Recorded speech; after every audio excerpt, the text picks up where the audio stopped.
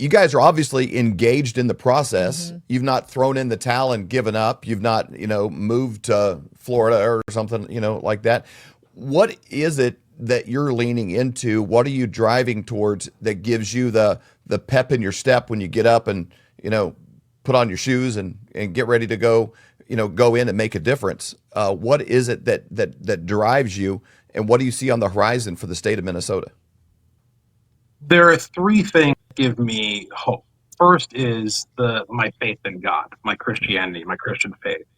Recognizing that regardless of outcome, regardless of what God's will is, regardless of how this is all going to play out, my role remains the same, which is to act faithfully, speak truth, pursue righteousness, try to illuminate the corners of darkness in our society.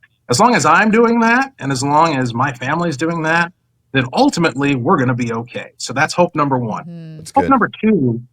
number two is the fact that we have tremendous fundamental advantages as conservatives.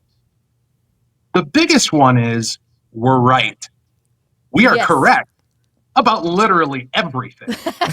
And It's true. because we're right, and what I mean by right is not just like our opinions are better. I mean, our worldview is aligned with reality. Yeah. Okay?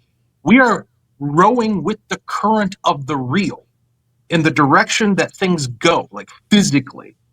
And that bears out in so many issues, most especially the gender ideology stuff. Mm-hmm. And so the other side will always, no matter how good they are, no matter how crafty, no matter how many resources they have, they will always have to work 10, 20, 30 times harder, like a steamboat going upriver, to counter the forces of reality. We don't. So this should be much easier for us than it is for them. That's hope number two. The third thing that I see in this state, I already alluded to earlier, which is that people don't want this. This is completely counter to people's principles and values. They have not crushed the American spirit yet. And we need to stand up and show them that they never will. That is awesome. And I think not just for the state of Minnesota, but for our country, that applies to all of us. We've got to stand up, and we have to do that.